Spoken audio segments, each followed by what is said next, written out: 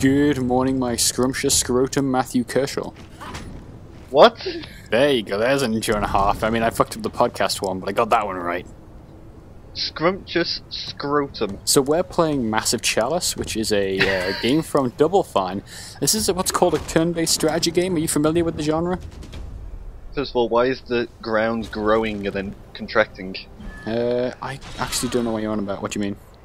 Like, there's weird spikes that keep popping up and then going down. Oh, is that the trees?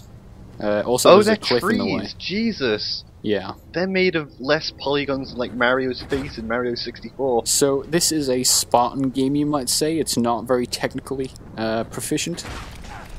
But it's Double Fine, you know. Those guys with the costume quests and the Iron Brigades. Sure. This is basically XCOM, basically. It looks very XCOM with the grids. Yeah, it's XCOM, but with a bit of sexy time in it, I guess. Is this fantasy? Yeah, it's I can't remember. Right, there's a fucking chalice, and the chalice talks to you, and you're in the chalice, and you're immortal, and you're commanding the heroes because you're immortal and they're not, to fight the Cadence, which are the creepy monsters, and they attack every few years, every decade or something. So you're making decisions about like bloodlines and stuff to, you know, build better heroes to like fight the Cadence over hundreds of years. That sounds cool. So rather than losing like countries like you would in XCOM, you're losing like regions of your country, and they're sort of encroaching towards your capital in the middle. It's pretty neat. It's pretty neat. Yeah. This just became, well, so when I say just became, it became free on Xbox Live, the Gold members, a while ago. Yeah. I have it downloaded, but I haven't played it yet. It's cool. I played it back in early access. I'm not a Kickstarter backer, so you can't call me out for collusion. But yeah, I did play this game a while ago. I couldn't bring myself to play more than like 2 hours of it.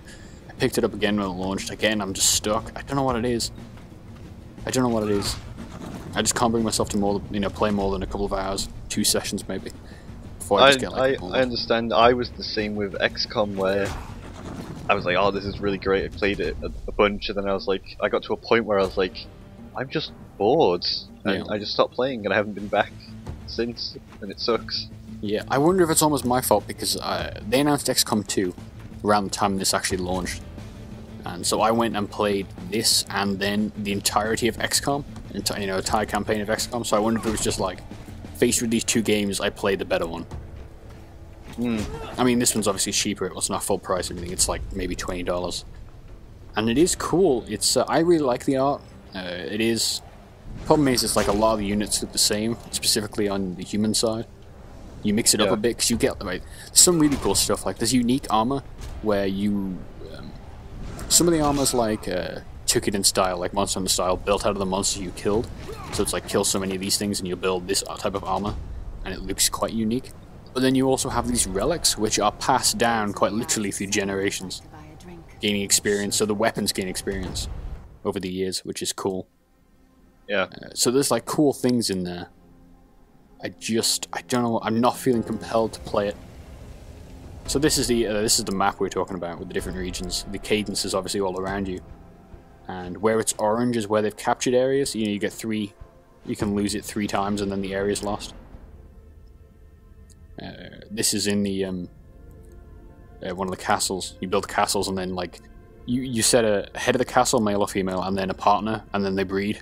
Or if it's like, you can have gay partners, but then they can't have children, so they're just like adopting and giving their experience traits on. Yeah. So it's all about matching the right kind of stats. Like, you might have like really intelligent people who are puny and asthmatic, so you don't want to match them with like a really strong partner, because then you'll get like maybe melee focused asthmatic kids with no strength, which is utterly useless. So there's some cool stuff like that, but I feel like some of it's a little bit more random than I'd like. And I had one fucking dude that lived to like 102. He went through 5 wives. It was so weird. I was creeped out. It's like every couple of years the wife would die, and I'd have to give him another one. And he's like this 90-year-old guy dating an 18-year-old. It was super creepy. It's really bizarre. Some people are into that. I know. Don't judge them. Who's into this though? The 18-year-old or the 91-year-old? Well, clearly both of them are. Yeah. I don't know an 18-year-old that's going to be like, yeah, I'm happy to be paired up with this and bang this 91-year-old and have his child. There's no choice though. It's just whoever the king decrees, the immortal king, in the chalice. Oh, so this is practically rape. That's why it's weird. You see, it's fucking weird. Okay, now I understand. Yeah. So you totally get these I don't know what they're called, but they're in a lot of RTSs like 4X games and things like FTL, where it's just like here's a scenario and you make a couple of choices. Yeah. There's there and there, and they're cool, but it's like, I feel like they should do more with the characters. Like, the characters don't feel like characters. You can't customize their appearance, it's just whatever the house colors are. The houses are made by backers. You can select when you start the game if you want funny names on the houses or like traditional names. So I imagine they just like stratify the ones with all the dicks in them. These are the funny categories. Yeah. It's cool. I really like the art, but some of the UI is a bit weird. Like, you see there, you can tell the big X in the corner of that panel closes that panel. There will be times when there's like an X on the corner of a panel, but it actually closes the menu you're in, not the panel you're on. It's weird inconsistencies like that. But nobody but me cares about UI, so... yeah, Sage Rights, they'll increase your research, because it's just like XCOM when you have research. You can build a crucible, set banner people to like pass on experience, I think it is, to recruits. So there's like experience, genetics, and something else, personality. There you go, traits, personality, and stats. And the crucible will totally pass on like I think personality. Yeah. To the recruits. It's really cool. It's a cool game. I've got to points where I've literally had like 2 heroes in my entire kingdom, which is terrifying when you're going into battle. But it seems to resolve itself in a way that there's like, 1 minute you'll be on the advantage, you'll seem like you'll have like loads of heroes, and next minute they'll all be dead because they've got really old before the next fight. It's a cool dynamic. You should totally play it. I think I might. I need to play this game now. It's like, I don't think it's amazing, otherwise I would have finished it and reviewed it. It's also not shit, because I could have said the same thing. It's just I found myself weirdly disinterested in it after a little while. Yeah. But for a free game, it's cool. Can you explain to me why you're in a chalice? I don't know if you're in the chalice or the chalice preserve. The chalice talks to you. There's a man and a woman narrator in the chalice, and they will talk to you, and they're quite hilarious at times. It's got a really strong intro. And quite funny characters, weirdly. I don't know if you're in the chalice though, that's the one thing. You're like immortal because of the chalice, I think. It's weird.